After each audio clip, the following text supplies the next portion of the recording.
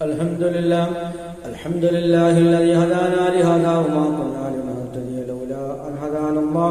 صلى وسلم على نبينا مصطفى محمد صلى الله عليه وسلم وعلى آله وصحبه أجمعين. أما بعد أعوذ بالله من الشيطان الرجيم. بسم الله الرحمن الرحيم. സൂറ അൻ-നംൽ 49-ാമത്തെ വചനത്തിന്റെ വ്യാഖ്യാനം നോക്കൂ നിങ്ങൾ. സ്വാലിഹ് നബി അലൈഹിസ്സലാമിന്റെ ആ സമൂഹത്തിൽ ആ സമുദായത്തിൽപ്പെട്ട 9 കുക്കിരികളായ മനുഷ്യരെ കുറിച്ചാണ് അല്ലാഹു ആയത്തിൽ വിശദീകരിക്കുന്നത്.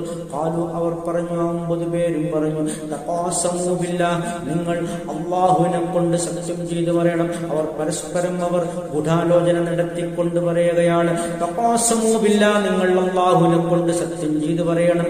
ലനുബയ്യിതന്നഹു വഅഹ്ലഹു, ലനുബയ്യിതന്നഹു, അവനെ കൊല ചെയ്യുമെന്ന്, അതായത് സ്വാലിഹ് നബി അലൈഹിസ്സലാമിനെ രാത്രി വധിച്ചു കളയുമെന്ന്, കൊല ചെയ്യുമെന്ന് നിങ്ങൾ അല്ലാഹുവിനെ കൊണ്ട് സത്യം ചെയ്തു പറയണം. വഅഹ്ലഹു, അദ്ദേഹത്തിന്റെ കൂടെയുള്ളവരെയും കൊല ചെയ്യുമെന്ന് നിങ്ങൾ സത്യം ചെയ്തു പറയണം എന്നവർ പരസ്പരം ഗൂഢാലോചന നടത്തിക്കൊണ്ട് പറയുകയാണ്.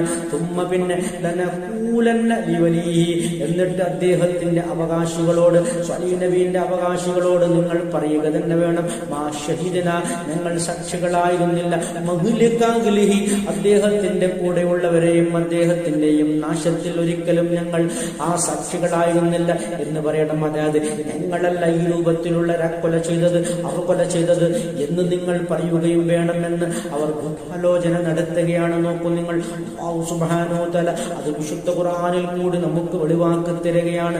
ഈ രൂപത്തിലുള്ള ഗൂഢാലോചന നടത്തുന്നവർക്കുള്ള ശക്തമായ തക്കീതാണ്. നോക്കൂ നിങ്ങൾ, ഒരു വിശുദ്ധനായ വിശിഷ്ട വ്യക്തിയായ പ്രവാചകനെയും അദ്ദേഹത്തിന്റെ കൂടെയുള്ള സത്യവിശ്വാസികളെയും കൊല ചെയ്യാൻ വേണ്ടി കൂട്ടപദ്ധതി ഇടുകയാണ് അവർ. അതിനെപ്പറ്റിയാണ് ഈ പറയുന്നത്. എന്നിട്ടോ ജനങ്ങളുടെ മുമ്പിൽ വന്നുകൊണ്ട് ഞങ്ങളല്ല അത് ചെയ്ത്, ഞങ്ങളതിന് സാക്ഷികളായിരുന്നില്ല, ഞങ്ങൾക്കൊന്നും അറിയില്ല എന്ന് പറയുകയും വേണം. നോക്കൂ, അള്ളാഹുവിനെ കൊണ്ട് സത്യം ചെയ്ത് പറയാനാണ്. നോക്കൂ, അള്ളാഹുവിങ്കൽ നിന്നുള്ള യഥാർത്ഥ പാതയിൽ നിന്നും തെറ്റിപ്പോയാലും അള്ളാഹുവാണ് സത്താവെന്നവർ അംഗീകരിച്ചിരുന്നു. അതാണ് അള്ളാഹുവാണ് എല്ലാത്തിന്റെയും നിയന്ത്രണാധികാരം അള്ളാഹുവിനാണെന്നും വിശ്വസിച്ചിരുന്നു. അതാണ് അള്ളാഹുവിനെ കൊണ്ട് സത്യം ചെയ്ത് പറയണം എന്നവർ പറയുന്നത്. നിശ്ചയമായും ഞങ്ങൾ സത്യം പറയുന്നവർ തന്നെയാണെന്നും ജനങ്ങളെ ബോധ്യപ്പെടുത്തണം. ഈ രൂപത്തിലുള്ളൊരു കപടമുഖം, ദ്വിമുഖം ആണ് നിങ്ങൾ കൈക്കൊള്ളേണ്ടതെന്നവർ പരസ്പരം ഗൂഢാലോചന നടത്തി പറയുന്നതാണ് ഈ ആയത്തുള്ളത്. അൽഹംദുലില്ലാഹി റബ്ബിൽ ആലമീൻ.